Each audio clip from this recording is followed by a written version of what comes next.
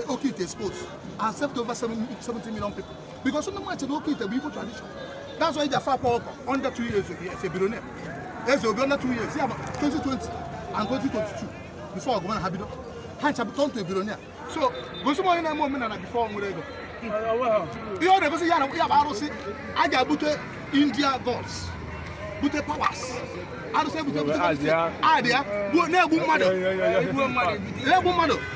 I've already the prophet and no Peter. No Peter and if I had more than 6,000 people, their mother, I can't count them because of you got on my page now. I'm a program now last month. Pass over to take over. You got one boy, but I want to be enough. On my page. If you tap my name now, Prophet David Yahweh, now Facebook, you got check program. You have one boy CBD, what it? When you state, I got a call for now 150. Come maybe that I go nowhere. Or got me will come that I go nowhere. Before Hobia and God, they do about the do life. To the one that's not I got where life. Get now.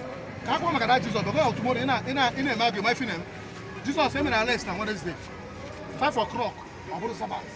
I believe in one Sabbath, 5 o'clock. I believe another day. Take in the morning and day, night. That's when at 5 o'clock Muslim must pray.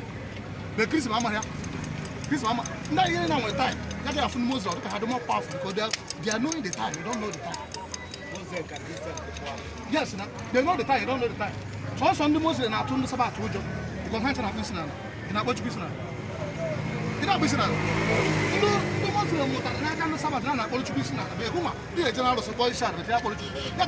These are not bad out to any other God. Sons of Yahweh. Never for that business. What's that business? Sons of not business, Sabbath and Muslim. Why? Because Sabbath came out first. Muslim learn from them.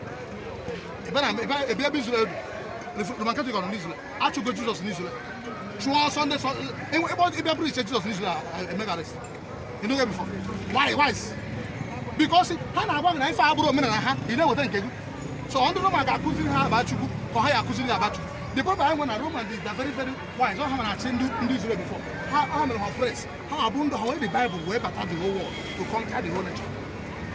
When Jesus saw Israel in the Roman. So, the same Roman who Jesus on your gym and the Soji. Yet you put because on your gym. I will not touch I will not know change. I get where how in Africa where the powerful people on the earth. Okay, Jesus was Igbo. Yes.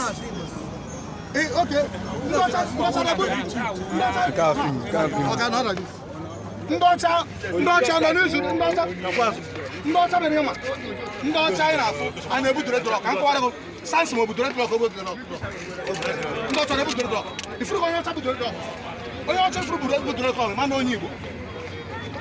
Jesus able to give great love.